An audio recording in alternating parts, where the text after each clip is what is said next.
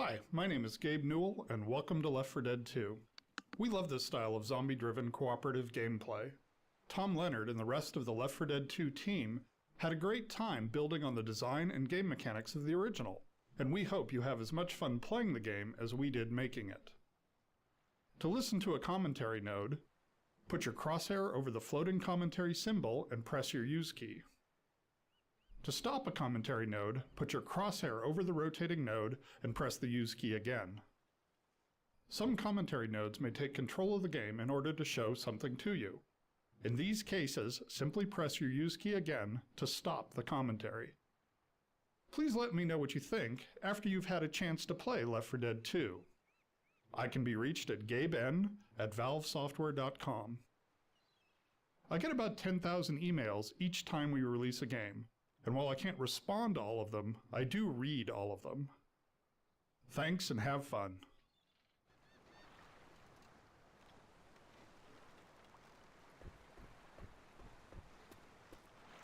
We did a lot of work in Left 4 Dead 2 to make every campaign unique in terms of flavor and gameplay. This drove our decisions in regard to locale, lighting, population, music, and events. We wanted to create a continuous set of locations proceeding through the South, with the goal of making each location iconic and evocative. We drew up an overall world map of our version of the South, and charted out a journey through a variety of locations. While each location has its own particular common zombie types, we further differentiated each campaign by creating uncommon zombies, which are thematically tied to that location. The uncommon zombies also have specific gameplay mechanics that make them unique.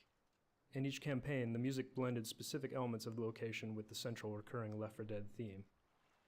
We also designed new elements in each campaign where the director could take control in interesting ways, be it weather, unique paths, or types of crescendo events and finales.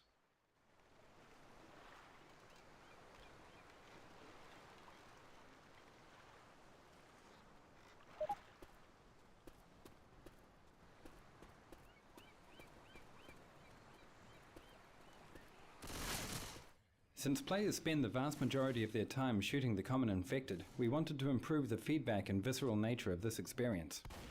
In Left 4 Dead 1 we provided only the ability to shoot off limbs, with blood decals for bullet hits appearing only on the PC.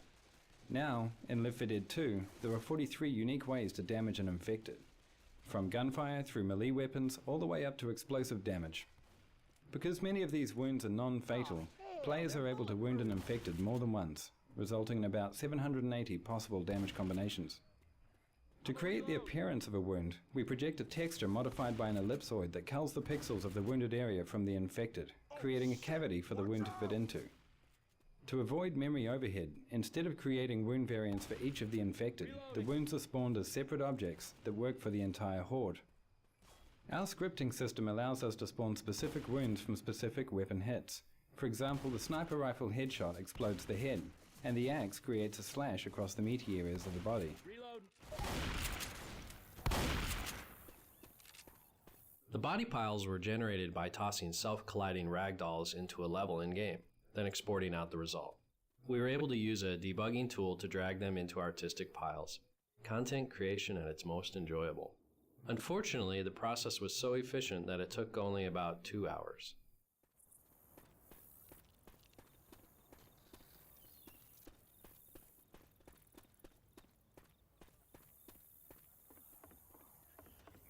The guiding sound design principles in Left 4 Dead, as well as Left 4 Dead 2, were to stay as organic as possible and to reflect the world within which the game takes place. For example, the monsters are all former human beings grotesquely transformed. And as such, all of their vocalizations are human performances with very little effects processing, if any at all. The challenge with the new character sounds in Left 4 Dead 2 was to keep them clearly audible for gameplay, reasonably believable at unrealistic distances, and clearly identifiable as unique. The existing bosses already used the pitch spectrum for differentiation, so we expanded into more characterizations. The Charger mutters unintelligibly to himself, the Spitter is trying to screech out her bile hairball, and the Jockey, well, who knows what he's on about. We wanted to improve the variation on the infected while keeping their memory footprint identical.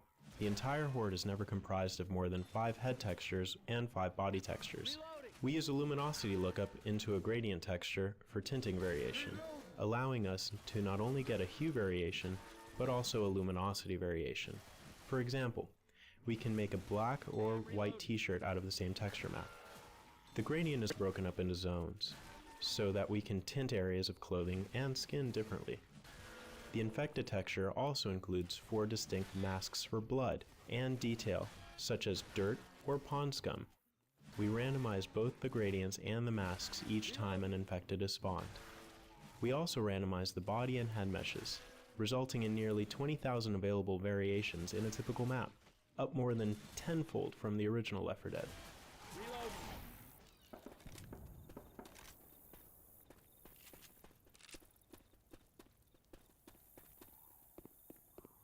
When deciding what to do about the music for Left 4 Dead 2, we faced some interesting challenges.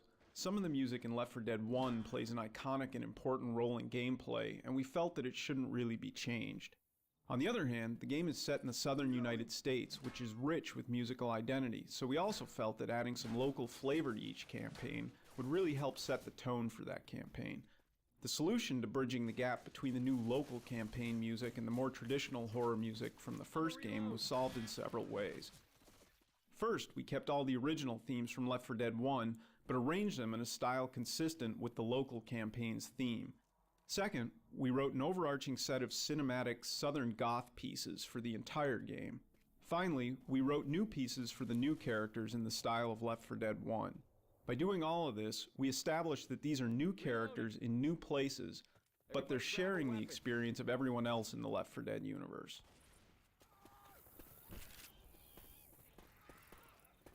Reloading! The infected textures are part hand-painted, part photographic reference. One of our team members had a nightmare folder full of photographs of people suffering from bizarre diseases and injuries. They were so hard to look at that the infected actually contained none of these. Instead, the secret ingredients for infecting normal-looking human textures are photos of housing insulation and potato skins.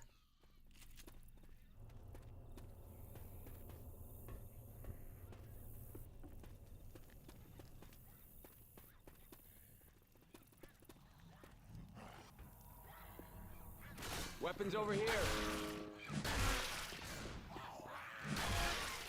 We wanted to invoke the feeling that the infected have lost their humanity and behave like feral animals.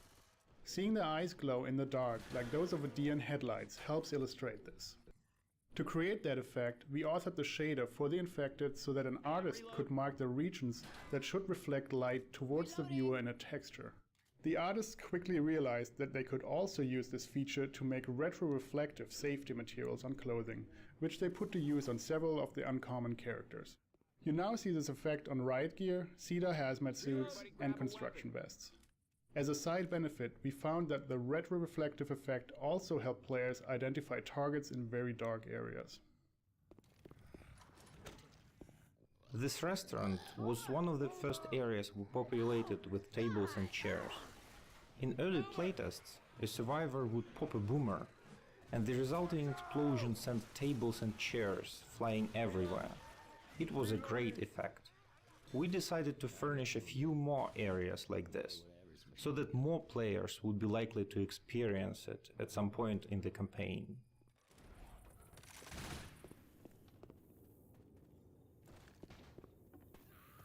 Reloading! Don't shoot that son of a bitch! Safe house up ahead! The pipe bomb has always been a crowd pleaser, but in Left 4 Dead 1 we were forced to disable ragdolls and gibs and replace them with a blood mist due to performance issues. This time, with a new wound system, a new ragdoll solver and new particle effects, we finally returned to our original vision. The pipe bomb causes visually catastrophic damage to the infected horde, to the delight of gamers and designers alike. Close the door! Someone want to close that door?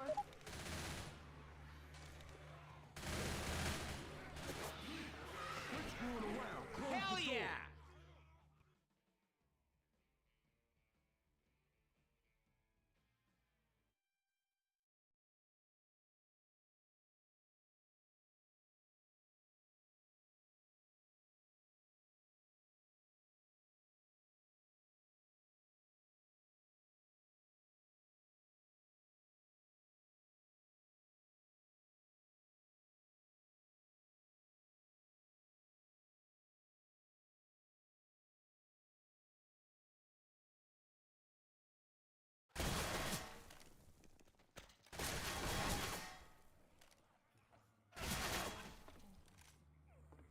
In Left 4 Dead 2, we wanted to give players who were looking for a narrative a little more.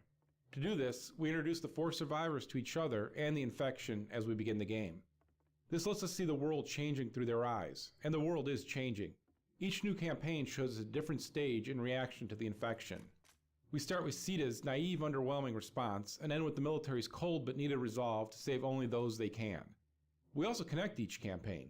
So while you know you escape Whispering Oaks and Dark Carnival, you also know that it's just one escape of many on your journey to safety in New Orleans. Time does pass between campaigns, but each campaign starts with the previous rescue vehicle. We also continue to spread hints and clues to the infection. There is more story in the dialogue this time around, but players should still search for and read graffiti and notes in the world. Observant players of Left 4 Dead will notice some tie-ins to the story as both games are set in the same world.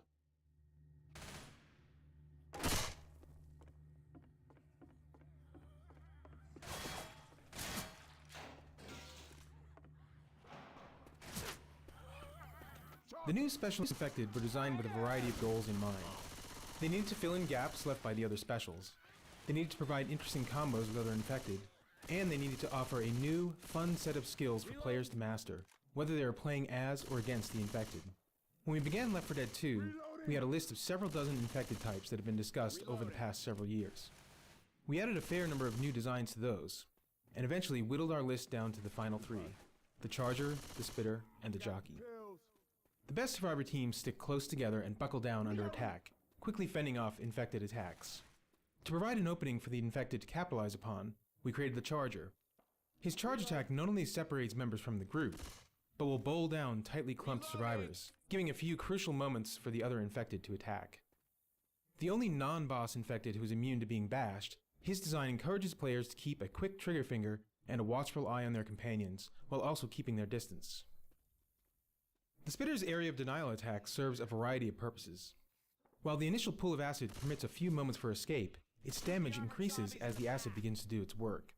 Lingering in or passing through the pool of acid is a dangerous proposition, and it can quickly force a group of survivors out of a tight spot, or drive a wedge between members of a group. The Jockey is the one special that retains control after he's begun his incapacitating attack. He's also the only special that allows a survivor to maintain enough control to fight back. A well-played Jockey has many ways of driving a survivor to a deadly end, either at the hands of other infected, or through the environment itself. Just getting a survivor far enough out of the group for another special to prey upon is often the Jockey's greatest strength. All of these special types provide unique opportunities for combined attacks alongside the classic Hunter, Smoker, and Boomer. The park started out having several paths that were dynamically changed for added replayability. However, playtesters found the paths confusing. When we removed the dynamic objects that forced survivors to go in certain directions, we found that having all paths open led to a better experience. Players still spend a lot of time in the park, but they could choose to go different ways every time they played the level.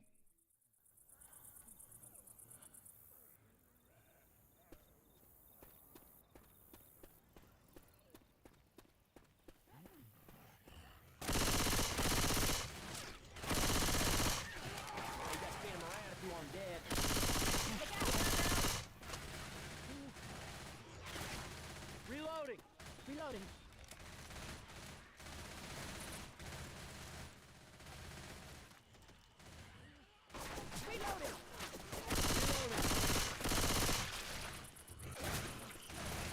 Reloading.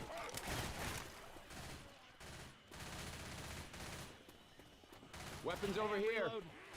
With the added variety of weapons in Left 4 Dead 2, we wanted to encourage players to scavenge weapons and switch between them frequently. We found that placing ammo piles scattered through the level fought against this goal, as players tended to find one gun they liked and then never switch, as long as they had practically endless ammo. We experimented with removing ammo piles from most of the environments, so that the only way to get more ammo was to find a new gun, and we immediately saw players switching weapon types more frequently. We also experimented with giving players deployable ammo packs, similar to the upgrade packs, such as the incendiary and explosive ammo that are in the game today. Carrying an ammo pack was perceived as being less valuable than carrying a health kit, though, and many players bypassed the item, counting on finding another gun along the way. We found it was important, however, to continue to place ammo piles in the finale areas, to give players a home base to fight from in the longer set-piece battles.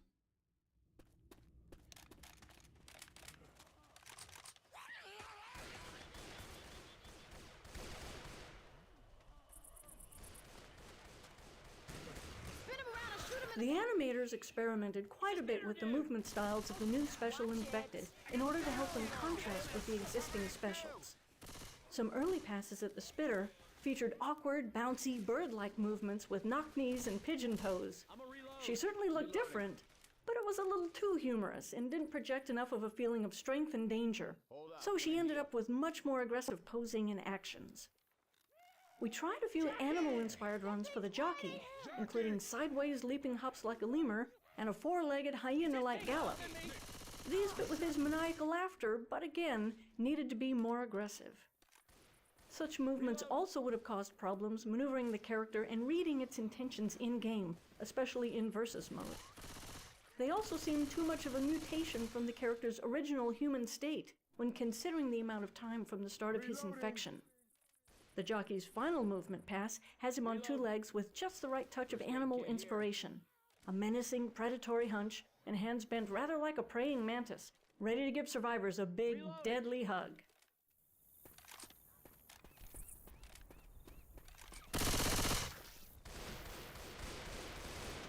In Left 4 Dead 1, long narrow hallways usually meant relative safety for survivors.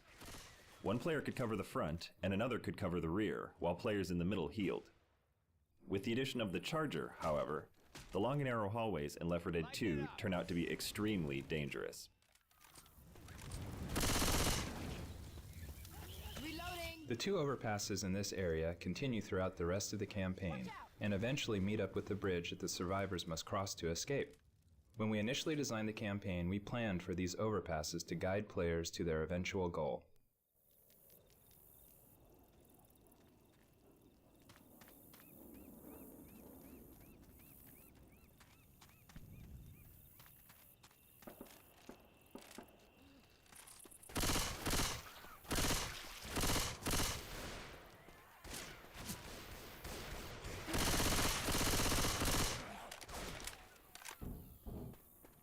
The alarm scenario at the bus station was the first Left 4 Dead 2 crescendo event to feature the Gauntlet mode, where players must navigate along a path to deactivate the zombie rush.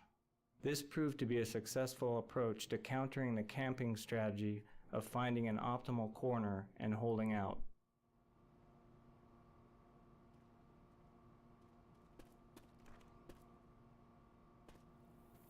To the tower!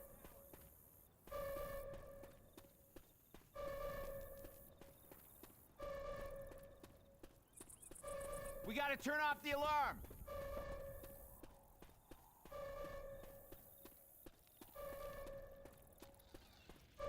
Left 4 Dead 1 had a good, fictionally justifiable cast of guns, the M16 being a standard police and military weapon, for example.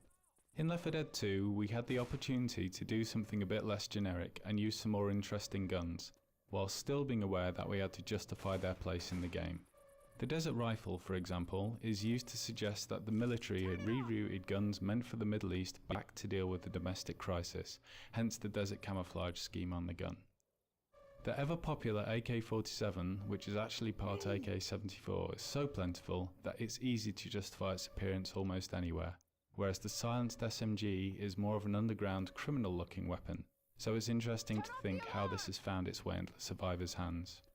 The hunting rifle from Left 4 Dead 1 is back, and we've added a military sniper rifle which is double the clip size and is more of a scoped semi-automatic assault rifle, rather than the classic bolt-action sniper rifle, which would be ineffective against the Horde. Left 4 Dead 2 also features a variety of pistols, including a custom civilian handgun, a standard issue police sidearm, and a large caliber magnum. Go!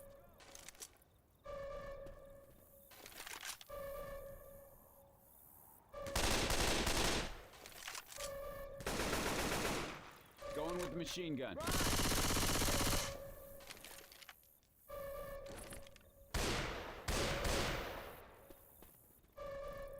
Adrenaline shot here. Get the lead out, people!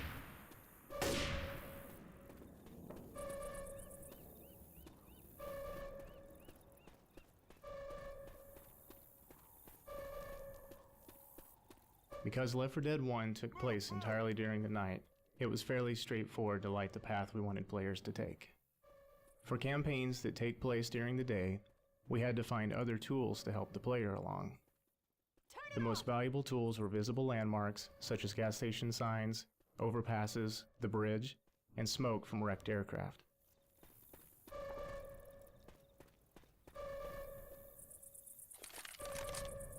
Run!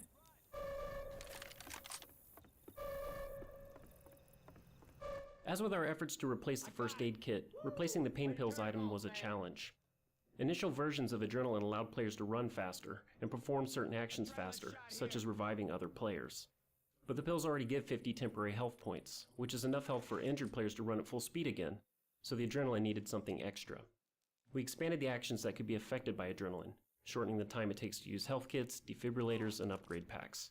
We sped up the player beyond their normal maximum speed and made them resistant to being slowed down by hits from the infected. Although it doesn't give as much health as the pain pills, we found many interesting strategies began to emerge from the well-timed use of Adrenaline.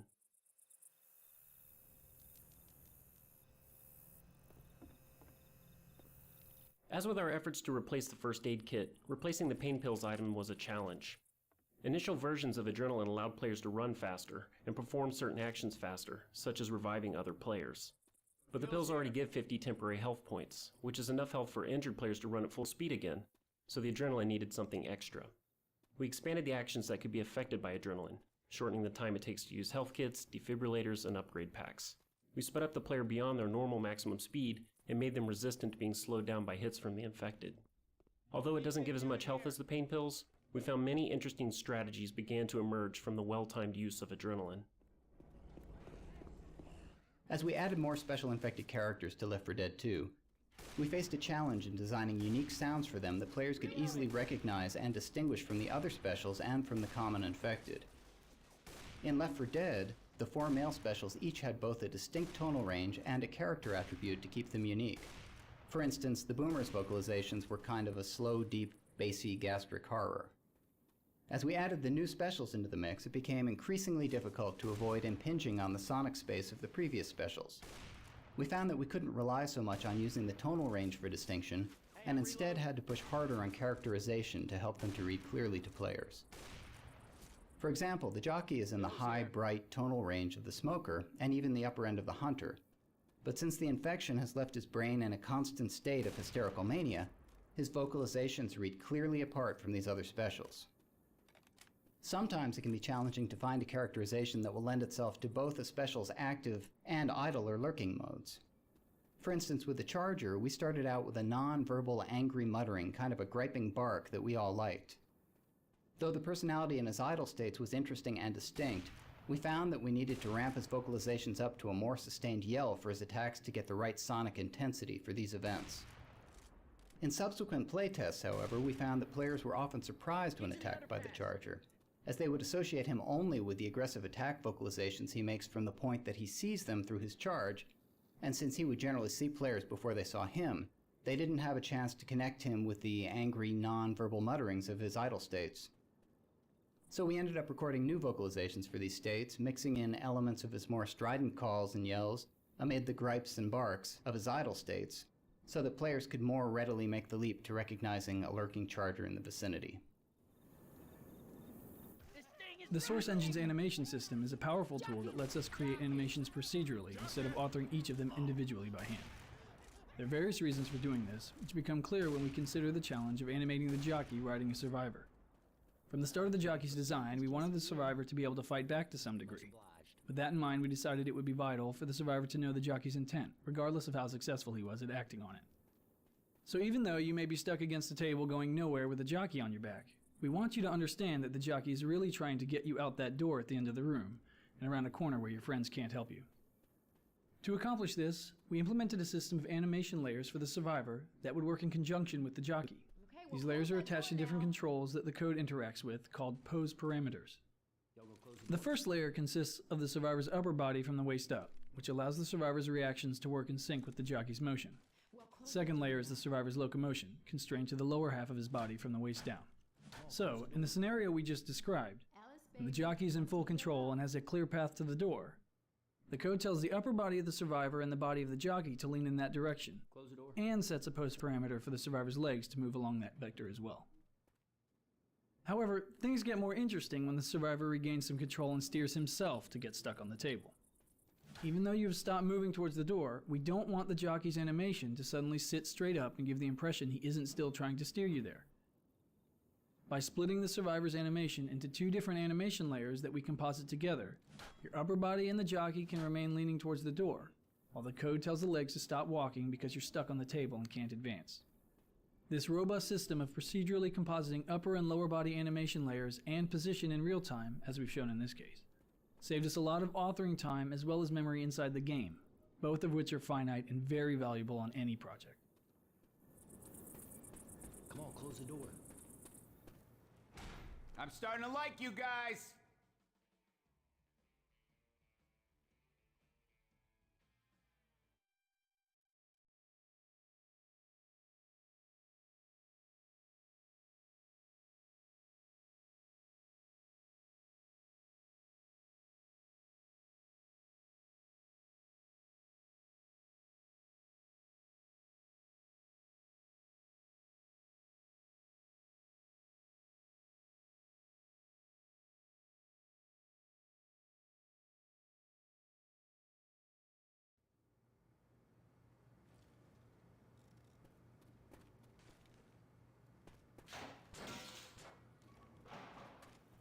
We gotta keep following the freeway. The bridge can't be far now. Up until Left 4 Dead 2, all playtests conducted at Valve required an observer from the team to sit behind each tester and observe them directly.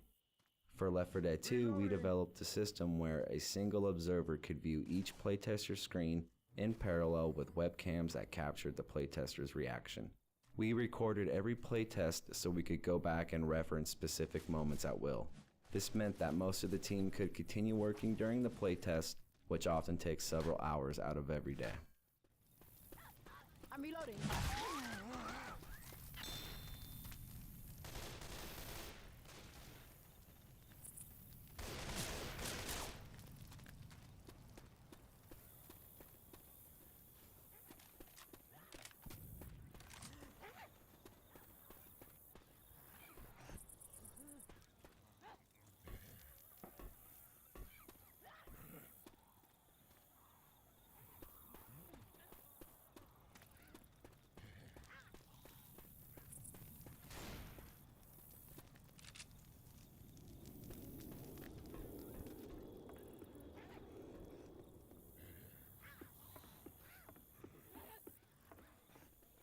This drop onto the bus shows a good example of what we call a return.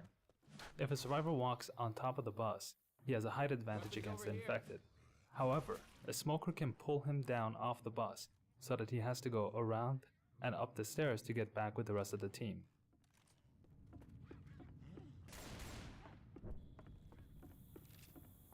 Over the bus.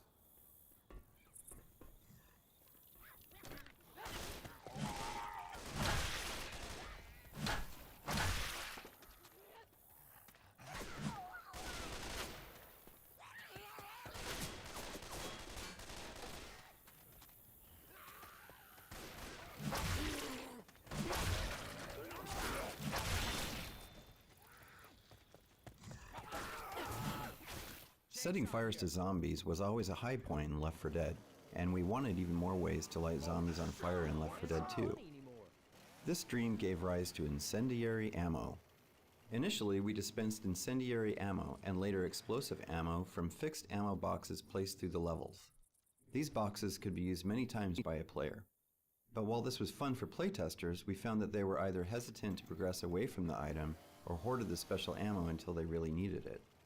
We tried replacing one of our previous experiments, the ammo pack, with a version that deployed a 1 use per player ammo upgrade box. This allowed players to carry the upgrade pack until they sensed they would need a little more firepower in an upcoming arena, and the player carrying it gets the satisfaction of providing a substantial buff to his teammates.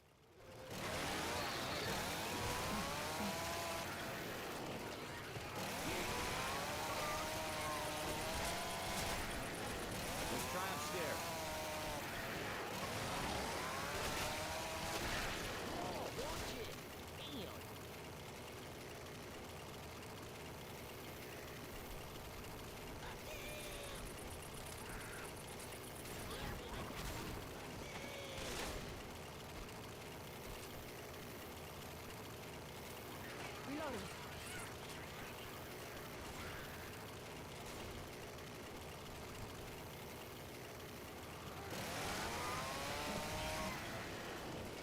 Explosive rounds here. What the hell is going on here?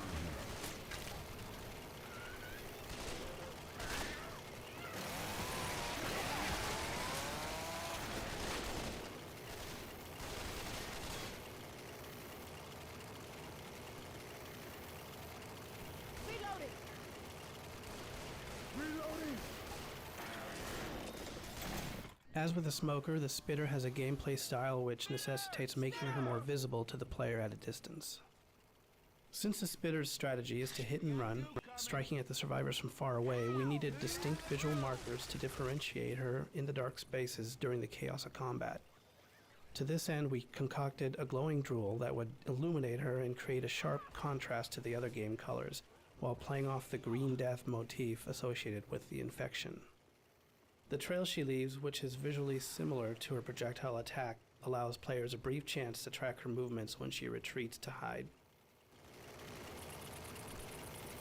After we shipped support for custom add-on campaigns via the VPK format, we realized that while many people can install and play these campaigns, it was difficult to discover what add-on campaigns other players were playing. We also noticed that few players were joining games of different difficulties since it wasn't clear how many other games were available for each setting. To solve this, we implemented a browser that shows nearby lobbies. The lobby browser displays the campaign, the difficulty level, and how many lobbies have open slots available. We also display lobbies for campaigns you have not yet installed, offering the chance to download them directly. Once the lobby browser was released, we saw a sharp increase in the number of custom campaigns being played. Custom survival maps are particularly popular, with themes ranging from supermarkets to medieval castles. The laser sight weapon upgrade came from an experiment during the development of the first Left 4 Dead, though we didn't end up shipping them at the time. While developing Left 4 Dead 2, when we were talking about interesting items that players could scavenge out of the levels, we remembered the visual impact of those red laser beams. The original intention of the item was to increase the accuracy of the guns, but the more valuable benefit was accidental. You could now see where the other members of your team were aiming. We also liked the choices that confronted players when they had to decide whether or not to swap out their upgraded weapon for one of a different style.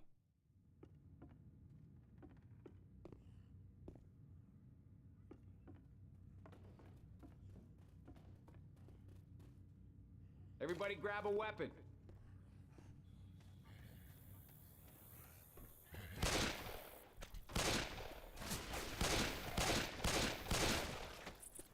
I ever tell you about the time my buddy Keith fell down an open manhole? He was unconscious down there for like a week. During that time, unbeknownst to Keith, they paved over him. Keith had to... Okay, Ellis, this is really not the best time. Okay.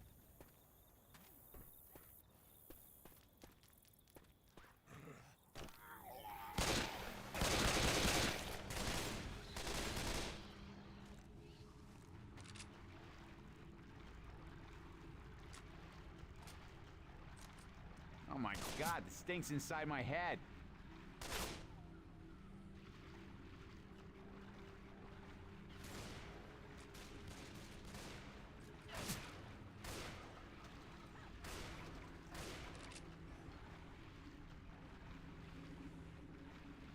Hey, I'm reloading.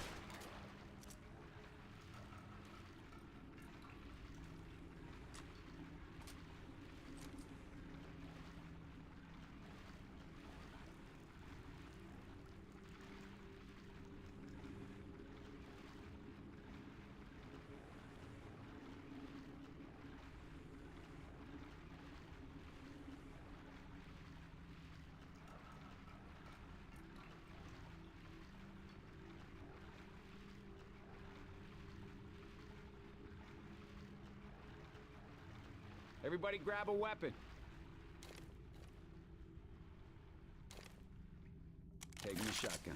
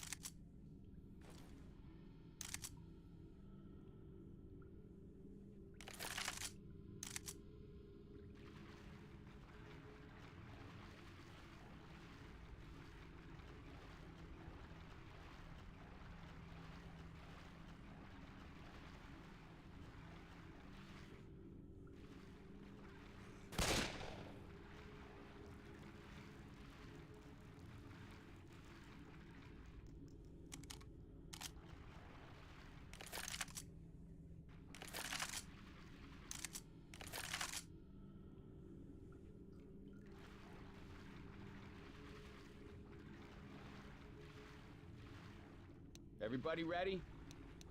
Yeah. Yes. Hurry it up. I'm with you. Sure, I'm with you. We tight. Everybody be careful. I'm here.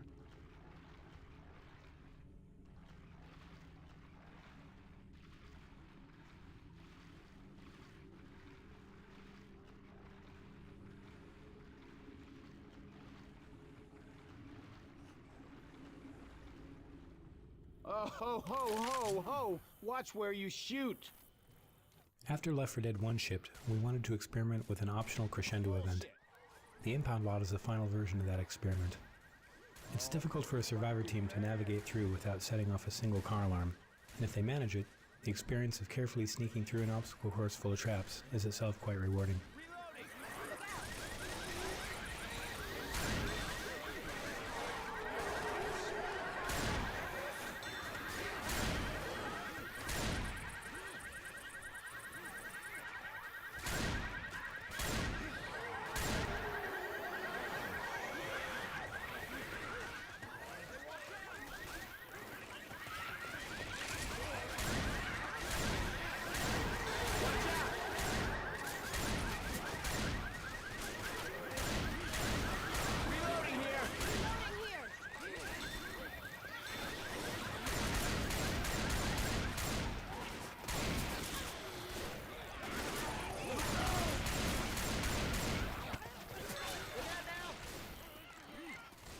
Reloading. Up this ladder. Reloading. Reloading. Reloading. Get up here. Get up here. Since managing health with a first aid kit is such a large part of the player's decision process, finding a new item for the backpack slot proved to be difficult. We wanted the new item to be as valuable as a health kit in certain situations and have a big benefit for the team, as opposed to being merely another offensive weapon. It needed to have a user interface similar to the health kit, requiring a target and an action that takes some time to perform. We also liked the idea of an item that would act like a get-out-of-jail-free card, an insurance policy in case of a tank or witch attack. Our exaggerated version of a hospital defibrillator immediately conveyed the purpose of the item. Plus, it gives the survivors a chance to yell, "Clear!"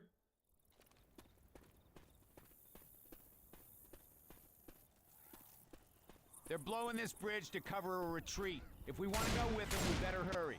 I heard that. Let's move.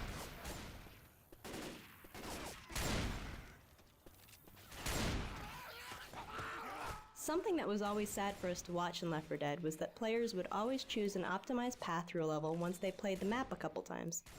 That meant the hard work we put into other areas of the map would never be seen.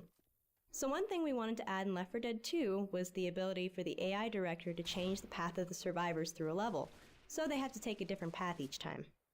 The cemetery contains one example of this new approach.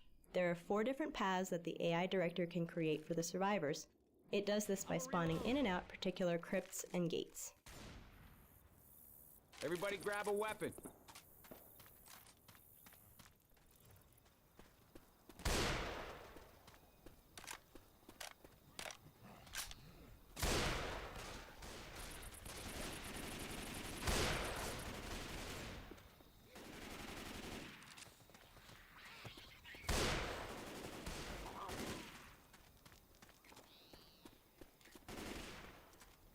Reloading.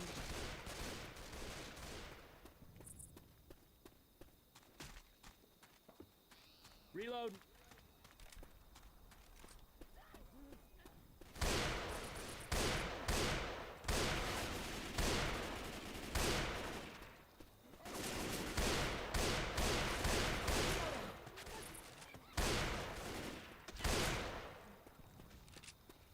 Reloading.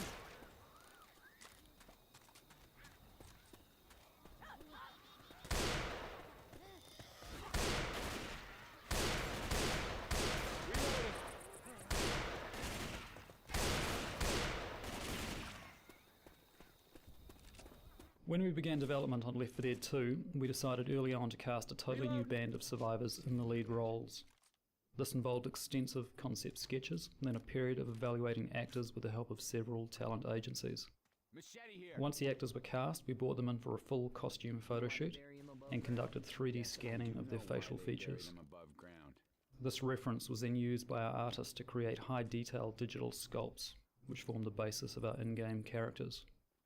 The goal from the beginning was to provide the player with a lineup of believable survivors, real people juxtaposed against extraordinary situations.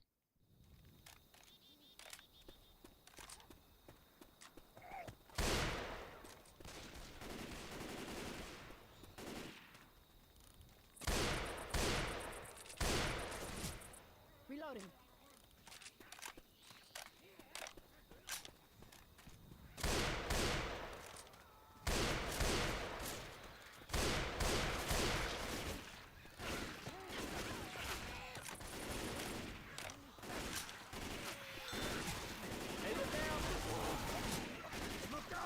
Safe pass ahead.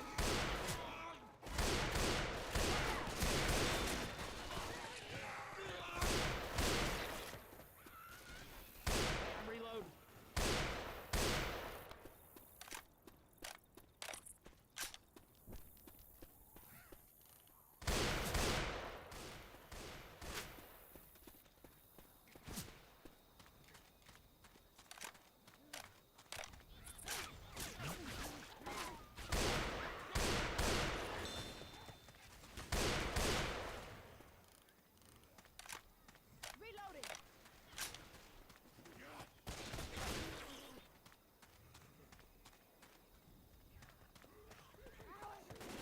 I'm a reload.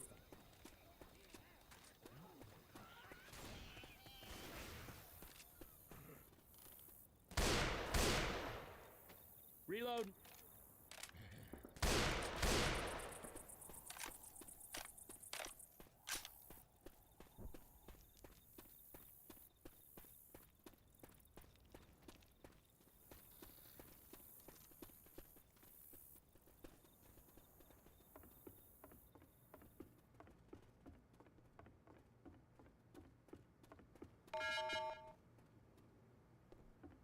What do you know?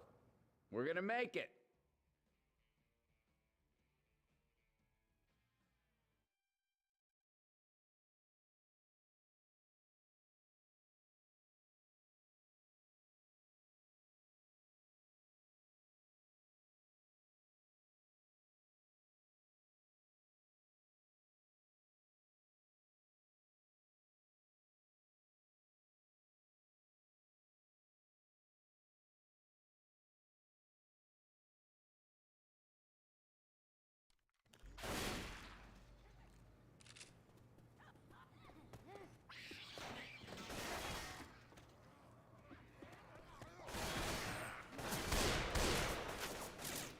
The writers originally devised a biography for a convict character.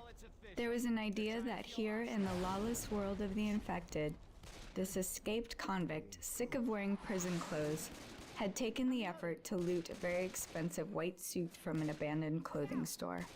He might as well survive the apocalypse in style. This concept gradually evolved into the Riverboat Gambler.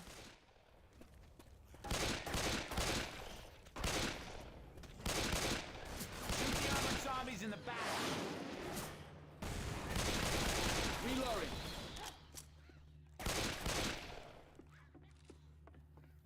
This balcony was designed as a fish in a barrel moment, where the survivors can come out to the street and pick off a bunch of the wandering infected without being in much danger. We felt it was a good introduction to our interpretation of Bourbon Street, giving a nice atmospheric vista without too much immediate threat.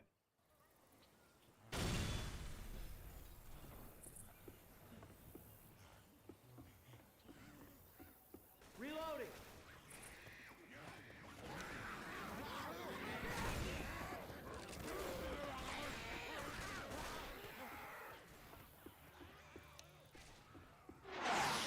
Reloading.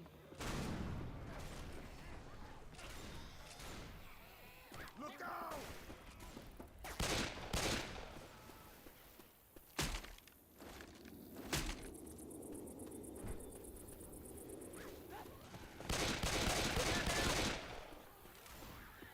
Reloading.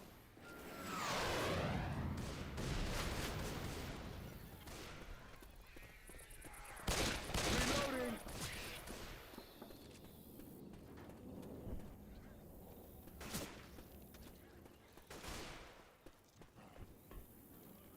Heads up.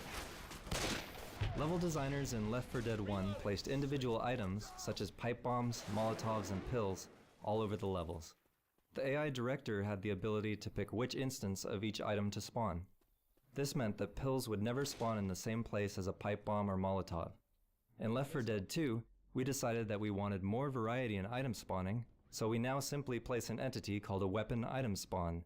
The AI director not only chooses whether or not an item will spawn in a given location, it also chooses what type of item will appear. We have to find the bridge again.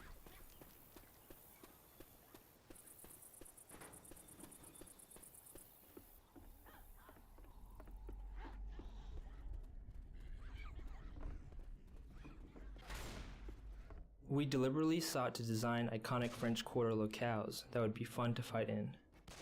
This jazz club gave us a nice large interior space that offered a break from exterior streets and alleys.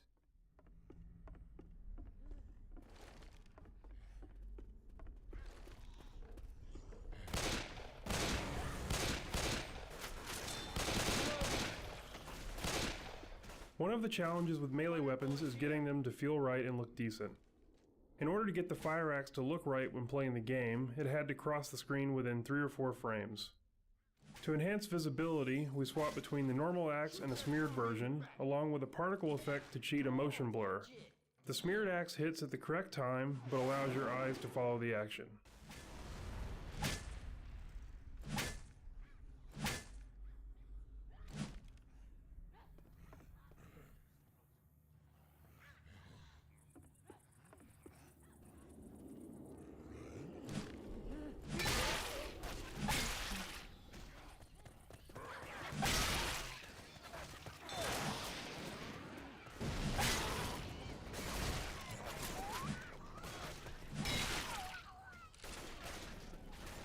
Because sound is such a crucial gameplay element in Left 4 Dead, the designers needed temporary sounds to test out ideas for the new boss infected.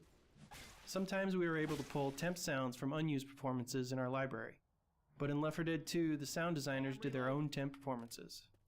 The goal with these is to be just functional enough to test the new character's viability. As such, some of the temp voices for the characters were quite funny. While inappropriate for the actual game, some of the sounds were highly popular within the team, and it was common to hear animators up and down the halls mimicking the early Charger test calls. Shoot that zombie in the back. Left 4 Dead 2's level designers started out by experimenting with variants on the proven designs of Left 4 Dead 1. For example, we tried out several situations where there was a benefit to splitting up the group. We soon found that Left 4 Dead 1 had done such a good job of training people to stick together, it was incredibly difficult to get them to separate. We abandoned that experiment, but retained some of the elements to apply during crescendo events.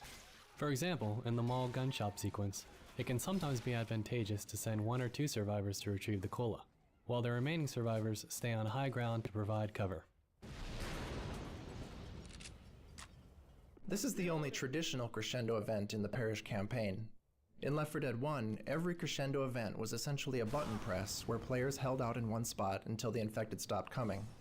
While we added the onslaught and optional crescendo variations, we felt that the old school Left 4 Dead style event still had some life in it.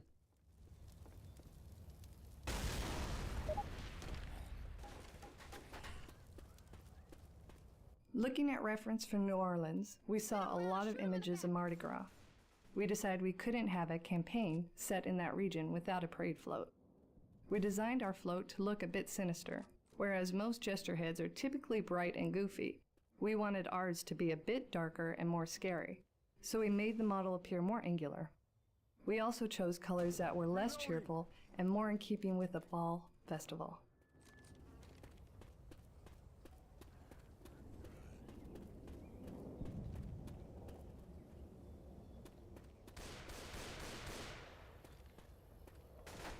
I'm hitting it.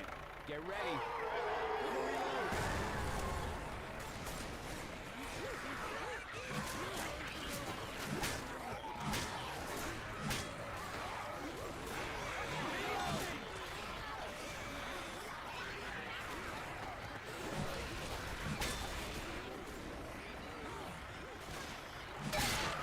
Reloading! Watch out!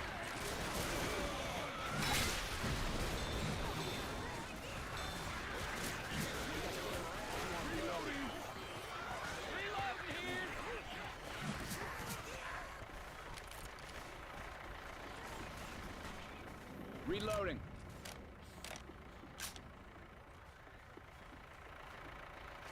We got Molotovs. Grabbing a Molotov.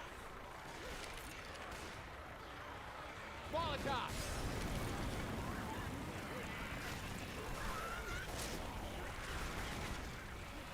Lighten it up. Our ride's here.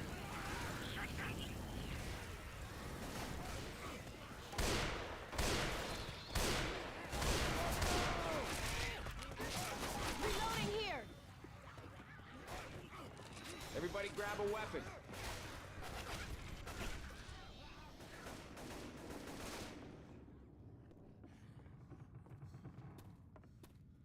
Reloading!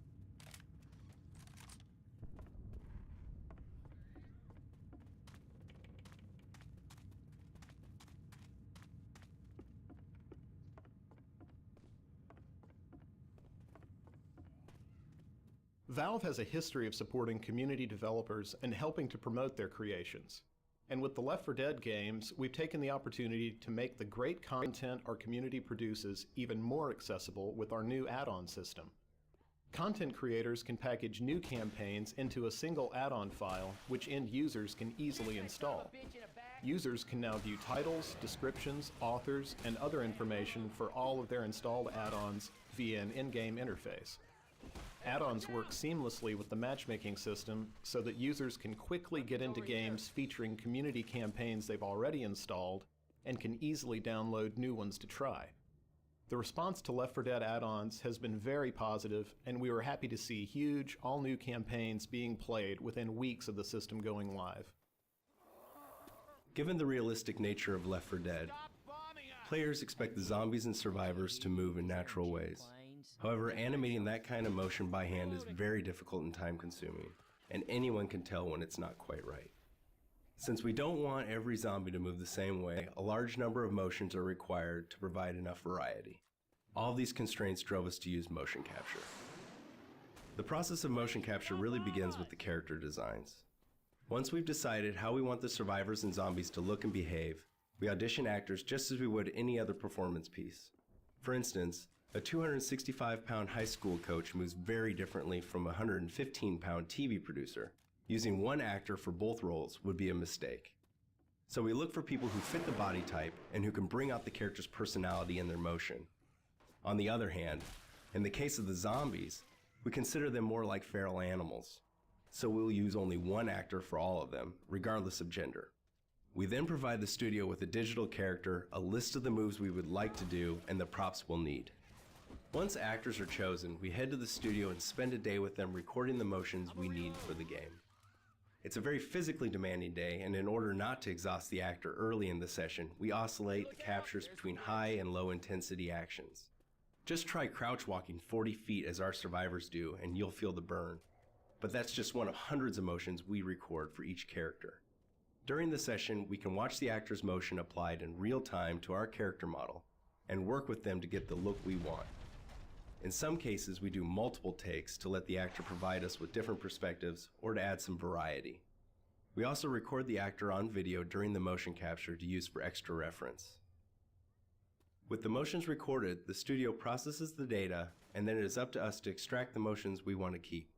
For some motions, we need to create loops. For example, to create a run cycle, we may only use half a second from the 3 seconds of running we recorded at the session. We augment these recorded motions with adjustments or additions by hand, and then compile them into the character models you see in-game.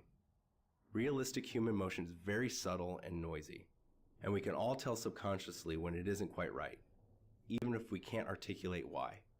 Without motion capture, the characters of Left 4 Dead wouldn't be nearly as convincing or as interesting as they are.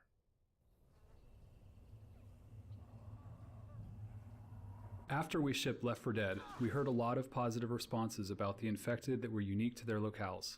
There were patients in the hospital, cops in the streets, and TSA agents in the airport. We wanted to add further variety to Left 4 Dead 2's campaigns, so we decided to include an uncommon common infected for each campaign. The first to be added was the Sita guy. Once we got him in the game, we realized that his uniqueness should not merely be visual, but should extend to gameplay as well. In the case of the Sita guy, his hazmat suit suggested that he should be impervious to fire. We extended this notion when we added the Mudman, the Clown, the Construction Worker, and the Riot Cop.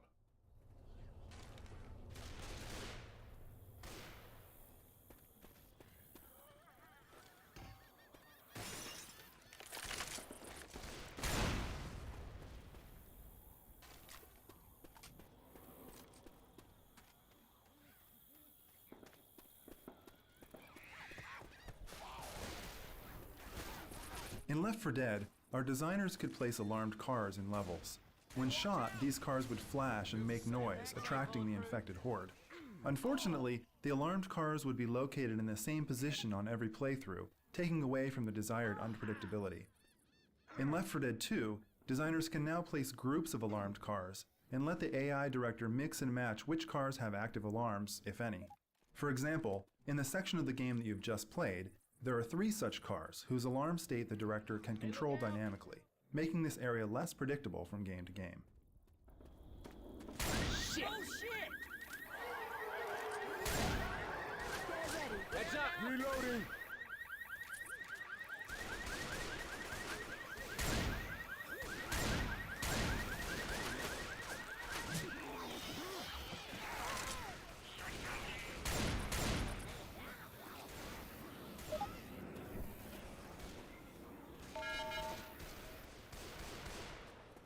Get inside!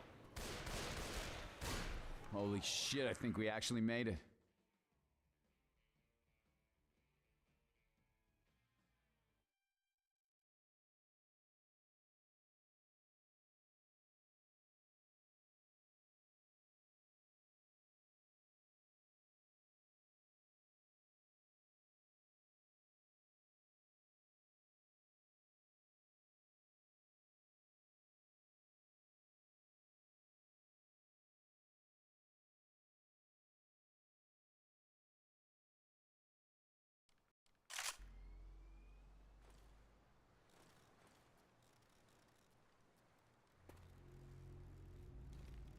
Before we run across this bridge right toward the people who've been dropping bombs on us, anyone want to talk about a plan B? No.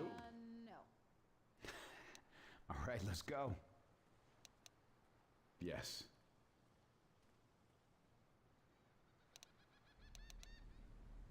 I'm with you.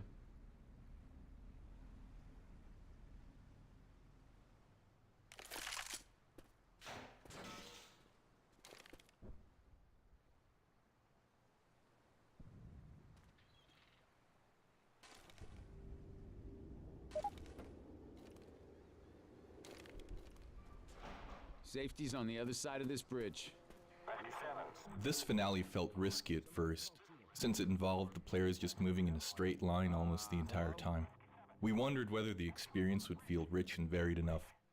However, given the fiction and fantasy of the space, we found players were constantly making small movement decisions that kept them interested and immersed, and our concerns about monotony fell away. In addition, while we originally designed it to require constantly moving forward, we found that different players have different comfort levels for moving and shooting. Some players just can't do both at the same time. So we tuned the director to adapt to different play styles, adjusting the pacing so that different players would still have a good sense of progress and be able to reach the end. Game assets are more likely to make it through production if they serve the game on multiple levels. Take this bridge ramp for example. Movement-wise, it acts as the starting gate. Audio-wise, it acts as the starting gun. Visually, it blocks and breaks up a potentially uninteresting view. Fictionally, the seizing malfunction and resulting loud bang make it clear that the players have attracted every infected on the bridge.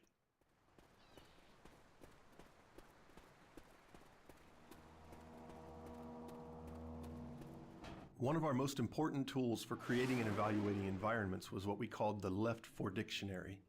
This collectively developed set of terms, ideas, and gameplay grammar describes spaces via their physical properties, functions to gameplay, and their relative advantage or disadvantage to the survivor or infected sides.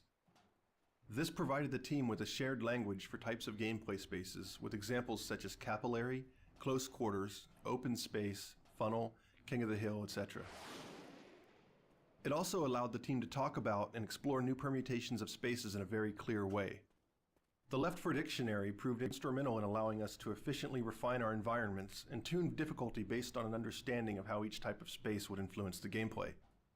It was especially useful in this bridge map, where we start with a very uniform bridge and instead of rooms, hallways, etc., we create desirable game spaces using vehicles and damaged portions of the structure. Grabbing the assault rifle.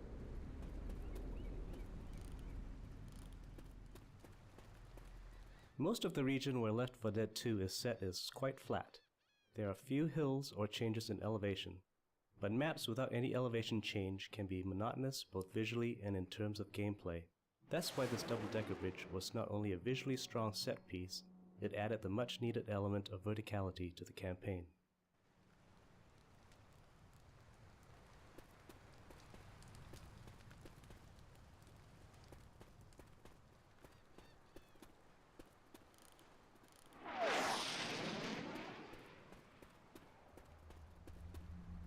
Stormy weather effects give the director yet another way to influence gameplay by altering the player's sensory capacity. One goal of the weather effects is to draw the team together and put them in a defensive stance, such as taking refuge within a building. In this respect, weather is much like a crescendo event, but because it's entirely under director control, it can happen at any time, any place. The storm itself is created using a combination of particle effects, fog, tone mapping, local contrast, post-processing, DSP alterations, and sound effects. While technically a storm can strike in any environment, we chose to limit it to the Milltown campaign in order to provide a fictional background for the flooding of the maps. Thus, the storm is thematically tied to a new navigational challenge and creates a unique experience for that campaign.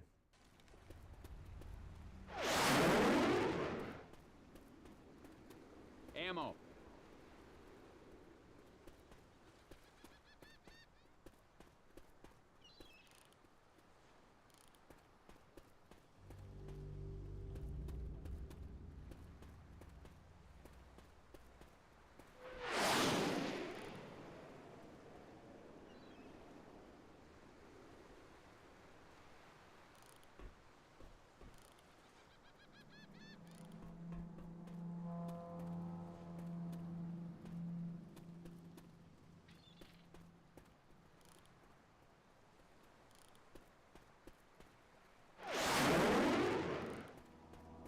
The grenade launcher came about purely out of our desire to see more explosions and more zombies killed by explosions.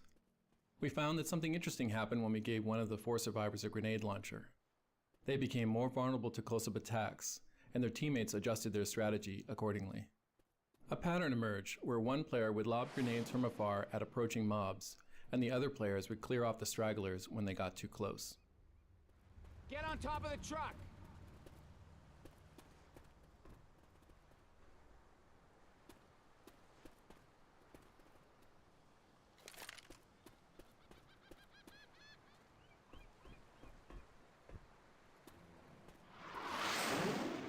The new campaigns in Left 4 Dead 2 featured a great deal more water than in the original game.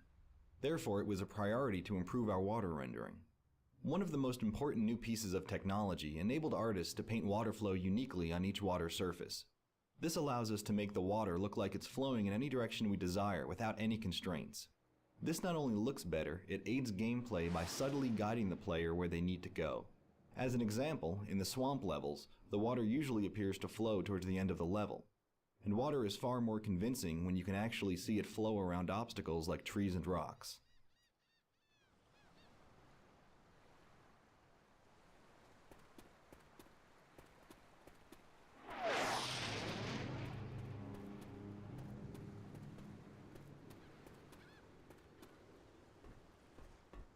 Traditionally, players were connecting to our multiplayer games by selecting a server with available player slots from a very big list.